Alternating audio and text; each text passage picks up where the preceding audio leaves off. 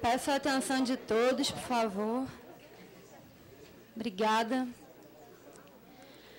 Bom, retomamos nossas atividades com a última mesa redonda de hoje, mas a segunda do simpósio, intitulada Metropolização, Cidades e Intervenções no Espaço. Bom, os componentes estão na mesa aqui, vou apresentá-los. Da esquerda para a direita, a professora doutora Arlete Moisés Rodrigues, da Unicamp. Seguidamente,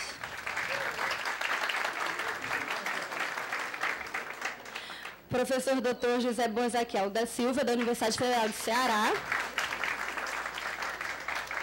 Professor doutor Márcio Pinhon de Oliveira, da UF.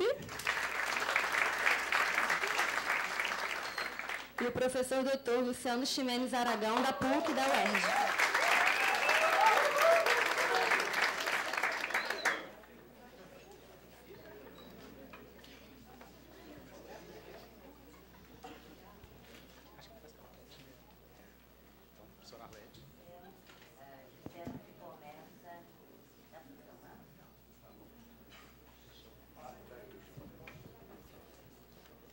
Alô?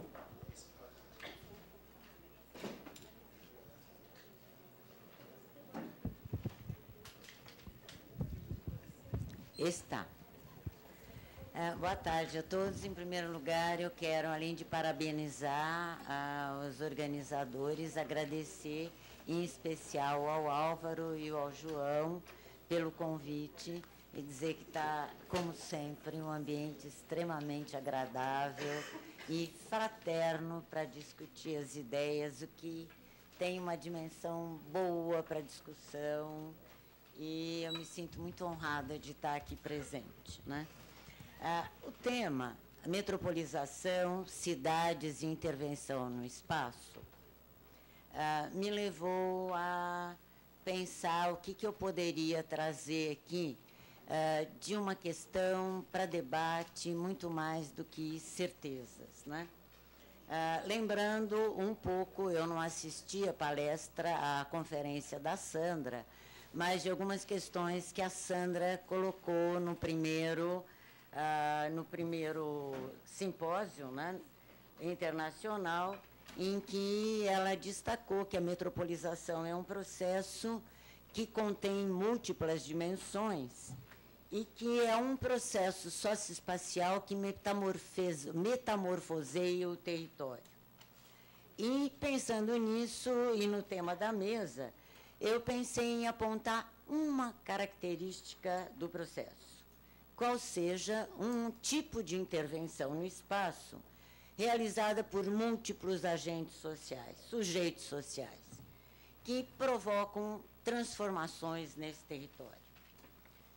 Já que nós podemos compreender a produção e reprodução do espaço urbano, a dinâmica da intervenção por diversos sujeitos sociais. O ponto de partida é um ponto de partida de um aspecto muito peculiar, muito específico da política macroeconômica no Brasil, empreendida pelo Estado brasileiro com o programa Minha Casa Minha Vida. Para entrar nesse tema, eu pensei o seguinte: está havendo muita pesquisa, muito relatório, muita coisa sobre o programa Minha Casa Minha Vida. Em especial, parece que houve até uma alteração daquilo que aparecia há pouco tempo atrás como ênfase, por exemplo, na função social da propriedade, Estatuto da Cidade. Depois, uma ênfase nas pesquisas sobre plano diretor. E pensando nisso, eu trago uma tentativa de relacionar aspectos da política macroeconômica do Brasil com a implantação do Minha Casa Minha Vida. Portanto, eu parto de uma coisa que quase todo mundo sabe, mas que eu vou repetir, que a habitação, chamada num determinado momento de habitação popular e hoje chamada de habitação de interesse social, ela tem uma longa trajetória dentro do Brasil. Quando se cria no Brasil os institutos de aposentadoria e pensões, né, os famosos IAPs, ainda na década de 30, é o mundo do trabalho que vai subsidiar a produção dos conjuntos habitacionais. O IAPI dos industriais, o IAP dos industriários, o IAPTEC dos comerciários, o IAPC dos comerciários, o IAPTEC e uma série de IAPs que eram os institutos de pensões e aposentadorias por categoria profissional. Portanto, já era um mundo do trabalho que subsidiava a intervenção no espaço urbano para a produção de habitação. Mas a carteira dos institutos de aposentadoria, né, durante um certo número de anos, ela propiciou a criação desses conjuntos habitacionais. No entanto, o aumento das aposentadorias, dos auxílios-doenças, diminui o volume de recursos que é utilizado para essa produção habitacional. Bom, escasseia, portanto, os recursos e, durante um certo tempo, a criação, bom, eu não vou falar mais dessa outra questão, escasseiam os recursos e, logo após a ditadura que se implanta após 64, a produção de habitação vinculada à casa própria é um dos lemas da ditadura militar, que propõe a criação de BNH com o objetivo explícito de produzir moradia para a chamada faixa de interesse social ou de interesse social. No entanto, não havia recursos. Esses recursos são advindos novamente do mundo do trabalho, com a alteração das relações de trabalho, com a criação do Fundo de Garantia de Tempo de Serviço. Há uma alteração e, a partir daí, o BNH, com este fundo, consegue ter grandes recursos para investir no urbano. Então, cria-se uma política econômica e, ao mesmo tempo, é uma política de intervenção no espaço. Com o FGTS, como eu falei, alteram-se as relações de trabalho. Desaparece a garantia do emprego e passa a haver um depósito de 8%, depois 8,5%, para ser entregue aos trabalhadores no momento de sua demissão ou, em algumas situações especiais, para a compra de casa própria. Esses recursos passam depois para a Caixa Econômica Federal, eu já venho falar isso, né? Mas a aplicação desses recursos, a atuação do Estado no urbano é marcada, durante o período da ditadura, com uma dinâmica, seguindo o que disse a Sandra, que eu já citei, metamorfoseia o território em escala nacional. No período de 1967 a 1985, o BNH conta com amplos recursos para investir no urbano. Tratava-se de um recurso novo, proveniente, como eu disse, do mundo do trabalho. É importante também lembrar que durante o período que vai até 1980, o crescimento econômico do Brasil estava na faixa de superior a 6%. Ele atingia 6,4%. Nos anos 80, este crescimento da economia cai para 2,9%, provocando problemas que se aceleram até 1985 e em diante. Além disso, os gastos em grandes obras, a precarização das relações de trabalho, o aumento do desemprego torna esses recursos para a aplicação no urbano ainda mais escassos. Diminui, portanto, os recursos para a promoção de habitação. Para tentar minimizar a alteração desses recursos para outras obras, se estabelece em 1990 o Conselho Curador do FGTS define que 60% dos recursos dele devem ser para a produção de habitação de interesse social. Ou habitação popular. Durante a década de 90, início da década de 2000, o que a gente... isso significa o seguinte: os programas habitacionais passam a ser pontuais, passam a praticamente desaparecer da escala nacional. A partir de, durante a década de 60 e a 90, até o início da década de 2000, os programas habitacionais voltados para a classe trabalhadora, de baixos salários, passam a ser pontuais, de pequena escala, descontínuos e de baixa efetividade, focalizados como manda a cartilha neoliberal. Isto a gente tem que colocar que a taxa de crescimento da economia na década de 90 até 2000 despencou para 1,6%. 1,6%. Estava lá em cima, despencou ainda. Entre os principais argumentos utilizados na década de 90 para a alteração da escala de produção estatal de moradia popular, apontava-se também os problemas, que não é mentira, gerados pelos grandes conjuntos habitacionais.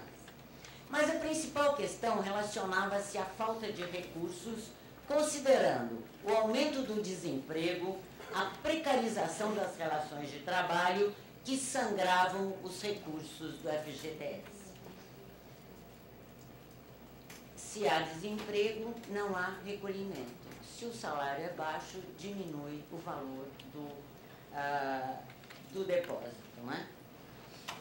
Quando se constata que no final dos anos 90 e início dos anos 2000, o salário mínimo permitia a compra de 1,2 cestas básicas, com um desemprego que era superior a 12%. Entende-se porque os programas são descontínuos, pontuais e de pequena escala. Além disso, o crescimento econômico, como eu já disse, era decisivo. A privatização de importantes setores da economia, como Petrobras, como o Vale do Rio Doce. Aí, pensando no Vale do Rio Doce, ele torna o país ainda mais dependente de um processo geral, até da financiarização e da dificuldade para pensar em investimento no urbano. Entram recursos, mas não há planejamento. A privatização do Vale do Rio Doce implica em não se produzir mais vagões e trilhos, portanto, ela interfere na forma e no conteúdo do urbano e interfere também nessa produção do espaço. E estamos num período neoliberal e, portanto, a ideia de que o Estado deve afastar-se de um planejamento ou de um investimento. A partir de 2003, ao longo de período de 9 anos, o salário tem um pequeno aumento real e passa a permitir, em 2014, comprar 2,2 cestas básicas. E o desemprego, que era de 5,4%, passa a ser de 5,4% e não de 12%, como observado no final dos anos 90, o que aumenta o valor dos depósitos do FGTS. A taxa de crescimento econômico não atinge a dos anos, até atingir os anos 80, mas ela passa a ser em termos de 3,3% e 4%. Uma alteração que, como apontam vários autores, permite a instalação de um sociodesenvolvimentismo e que permite a aplicação nas áreas urbanas vindas a partir do FGTS. Para maiores detalhes, a Carta Maior publicou e divulgou um livro que chama-se A Internacionalização Financeira do Capital, que é encontrado no site, em que vários artigos apresentam essa dinâmica e essa alteração durante um período de 30 a 40 anos. Nesse sentido, esses autores apontam uma diferença fundamental e eu vou pegar aqui apenas uma informação para dizer que a partir de 2005 verifica-se uma alteração dos blocos no poder. E aí eu estou me pautando em Gramsci e em Poulantzas para falar que há uma alteração no bloco do poder e inicia-se uma alteração da política econômica com um bloco desenvolvimentista ganhando maior fôlego, especificamente com o lançamento do PAC, Programa de Aceleração do Crescimento, que visava combater a crise financeira que já se anunciava. E, de certo modo, não totalmente, recolocava um outro bloco no poder, o chamado voltado ao capital produtivo. A crise internacional de 2008 vai provocar uma nova alteração na política macroeconômica, lembrando que eu falei que ia falar de um aspecto dessa alteração, né?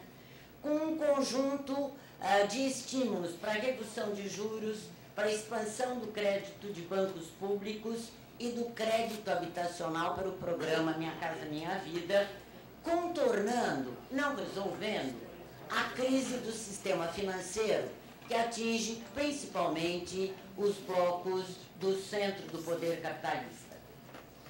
Como todos sabemos, a crise provocou despejo de inúmeras famílias que não conseguiam pagar os empréstimos bancários nos Estados Unidos e vários países da Europa, calcados em hipoteca sobre hipoteca, como demonstram vários autores, em especial o David Harvey, que vai dizer que essa crise é uma crise que se explicita no urbano. A solução encontrada nos países do centro, digamos explicitamente Estados Unidos, foi socorrer o setor bancário. Ao mesmo tempo, no Brasil, nós temos uma política macroeconômica que investe no urbano, utilizando, entre outros recursos, os provenientes do FGTS, que está relacionado também a uma diminuição do desemprego, ao aumento do emprego com relações formais de trabalho, ao aumento, embora não significativo, do valor real do salário mínimo, que permitiu um aumento do fluxo de recursos para o FGTS. Ou seja, propicia um fundo e recursos que permitem investir em habitação de interesse social. Além disso, a condição da política financeira demonstra o aumento de reservas no Orçamento Geral da União relacionado a, segundo esses autores que eu citei nessa publicação, a diminuição de dependência do FMI. Assim, enquanto uma grande parte do mundo, dito desenvolvido, aumenta os despejos, no Brasil lança-se o programa Minha Casa Minha Vida. Em escala nacional, o investimento público, o FGTS é público, ele não é estatal, que tem o objetivo de dinamizar a economia e, ao mesmo tempo, atender a necessidade de produzir moradia em escala nacional. Há uma nova metamorfose no território urbano. Os fundos para a produção do Minha Casa Minha Vida são do FGTS, do Orçamento Geral da União, do FAR, que é o Fundo de Arrendamento Residencial, existente em períodos anteriores, e para as entidades cria-se um fundo que é o Fundo de Desenvolvimento Social, que é o chamado Minha Casa Minha Vida Entidades. São recursos, portanto, que são disponibilizados para investimento no urbano, que subsidiam diretamente os compradores, são pagos de imediato aos chamados empreendedores imobiliários. Portanto, é uma política macroeconômica que tem a ver com salvar, aspas, ou diminuir a crise do setor econômico em geral, propiciando uma forma de cadeia produtiva para trás com ferro, com aço e para frente na produção da habitação. Desse modo, a gente pode até colocar que a criação do Minha Casa Minha Vida contrabalanceia a crise financeira, que tem o objetivo tanto de atender moradia, mas principalmente de contornar a crise financeira. Porque ela não é uma política que se reveste como uma política social desde os seus primórdios. Ela tem como característica uma política econômica. Apenas para ilustrar essa importância, em julho, o setor de construção civil, em 2009, foi responsável pela criação de 32 mil postos de trabalho. Em agosto do mesmo ano, 45 mil novos empregos foram criados. É um recorde de contratação no setor. Além disso, bom, já falei. Bom, desse modo, a gente pode dizer que o programa Minha Casa Minha Vida objetivou, ao mesmo tempo, diminuir os impactos da crise financeira internacional, atacando no cerne de algo que se verificava nos países do centro do sistema como um grande problema, que eram os despejos. É interessante porque, num lugar, há uma grande crise que provoca o despejo. Num outro, com possibilidade de uma política macroeconômica, se combate a crise atuando no mesmo setor aonde se está em crise. Bom, eu quero ainda ressaltar que os estudiosos da questão apontam que nesta produção não terá bolha financeira, porque quem garante é o Estado, e o Estado tem recursos. Deste modo, demonstrado por esses dados econômicos, né? E há a questão do subsídio. Para a faixa 1, que é a faixa até R$ 1.600, o subsídio é total e paga-se uma prestação em torno de R$ 30 por mês. Na faixa 2, acima de R$ 1.600, o subsídio é parcial e para as demais faixas o subsídio é pequeno ou não existe. Portanto, tem uma questão de uma política macroeconômica que tem a sua dimensão social. Houve uma alteração, inclusive, na questão na faixa de atendimento. Sempre se colocou atendimento faixa até 3, faixa até 1, mas mudou-se o critério. Com um argumento, eu não sei se é real ou não, eu estou dando um argumento que é tido de que se fosse por faixas salariais, uma parcela daqueles que recebem salário mínimo estariam fora, porque como houve o aumento real, eles não seriam atendidos. Por isso que não se fala até 3, mas se fala até R$ 1.600. Bom, até junho de 2014, tinham sido contratados tinham sido contratados 3,4 milhões de unidades e 1.600.000 já tinham sido entregues. Evidentemente, isso não resolve o problema da falta de moradia. Como disse Engels, é insolúvel no capitalismo a falta de moradia, mesmo porque a propriedade da terra urbana, que é um dos alicerces do capitalismo, não sofreu qualquer alteração. Então, nesse sentido, nós estamos falando de uma produção do urbano, mas não da alteração da sua base, né? Além disso, acho que é preciso também analisar que um programa como esse, embora eu esteja aqui ressaltando as condições da macroeconomia, ela provoca vários e vários problemas. Nós não podemos, enquanto geógrafos, analisar uma política macroeconômica, fazer de onde vem o recurso e não ver o que vem depois. Quais são esses, né? A maior parte das áreas próximas aonde se implanta Minha Casa Minha Vida sofreu aumento vertiginoso do preço da terra. Portanto, a gente tem que analisar de uma forma contraditória este processo de uma política macroeconômica da produção de habitação que metamorfoseia o espaço urbano, mas de qualquer maneira ela contém em si o germe da contradição e do conflito. Dificulta, portanto, o acesso posterior a esta questão. Mas, pensando nisso, eu fui pegar os dados também de crescimento da terra rural, para a gente poder entender.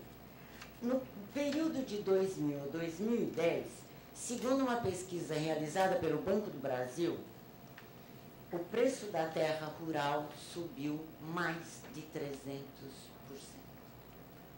Então, nós temos aí uma questão que não é apenas uma questão relacionada à Minha Casa Minha Vida. E é claro que o aumento do preço da terra urbana, ele não está só relacionado à produção do programa Minha Casa Minha Vida, mas ele está relacionado com obras de infraestrutura, com a implantação de equipamentos de uso coletivo, como aeroportos, estádios, escolas, universidades, hospitais, ou seja, da intervenção do Estado no urbano, propiciando condições de acumulação do capital e propiciando transformação dentro desse espaço. De qualquer modo, é importante pensar que o aumento do preço da terra provoca, se não está provocando, provocará a expulsão de famílias e trabalhadores com baixos salários, ao mesmo tempo em que se implementa uma política habitacional.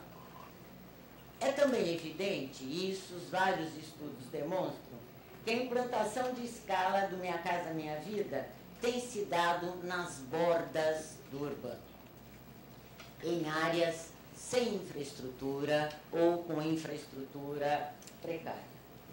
Como diz a Luciana Lago, num excelente estudo sobre Minha Casa Minha Vida, em termos locacionais, nós podemos entender a conquista de moradia digna pelos movimentos sociais como a conquista da periferia.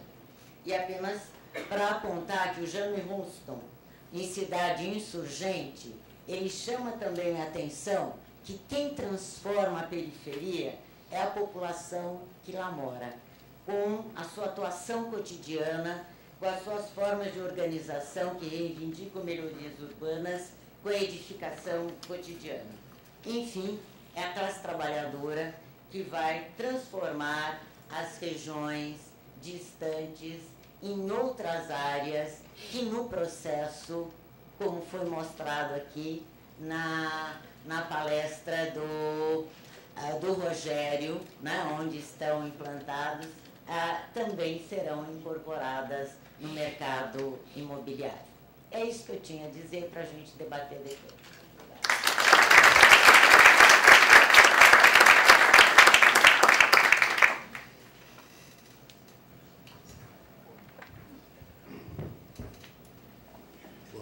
Boa tarde. Quero aproveitar para agradecer o convite aqui à comissão organizadora, professor Álvaro, professor João, professora Regina, falar do prazer de estar aqui compondo essa mesa e de estar entre amigos tão diletos. O tema que eu trago para discutir é o tema dos movimentos sociais, considerando as manifestações de junho do ano passado e o momento de eclosão dos movimentos sociais no Brasil, principalmente no início da década de 80, no momento de organização sindical, de luta contra a carestia, de uma ocupação dos espaços públicos da cidade, uma população reclamando por melhores condições de vida, reclamando por habitação, reclamando por acesso ao mercado. Esses movimentos sociais, eles tomam forma, eles ocupam os espaços públicos da cidade, mecanismos de organização e de mobilização garantem às associações de moradores uma participação ativa em busca de uma interlocução com os poderes constituídos, esses poderes, aí no caso, compreendidos como os provedores de infraestrutura, de equipamentos e de serviços capazes de minorar as condições de vida dessa população. Ora, passa os anos 80, período de vigência do neoliberalismo a partir de 89, 90, 91, o governo de Fernando Henrique Cardoso, os movimentos sociais se mobilizando. No último ano de gestão do PSDB, a criação do Estatuto da Cidade, então, o que vinha desde a Constituinte de 88, o sonho de uma regulação, de uma legitimação do acesso à terra urbana, sob uma perspectiva democrática, ou seja, uma cidade para todos. Então, que cidade nós temos, que cidade nós queremos. Surge o Estatuto nessa discussão do que lei que pega e lei que não pega. O Estatuto não avança e as conquistas que foram conquistadas, as conquistas dos anos 80, dos anos 90, elas com a eleição do Lula, né, em 2002, e depois Dilma Rousseff, a reeleição da Dilma, como ficam os movimentos sociais num presidente da República que vem da base, sai do movimento operário, dos sindicatos dos metalúrgicos, a relação que se dá entre o operariado e a população das periferias urbanas, e como fica o espaço da cidade, especialmente o espaço da metrópole. É esse espaço onde se reverbera, ele primeiro se dá na metrópole e depois ele se dispersa nas demais cidades de menor porte, mas a metrópole que é o espaço, é o microcosmo que se reproduz e que vai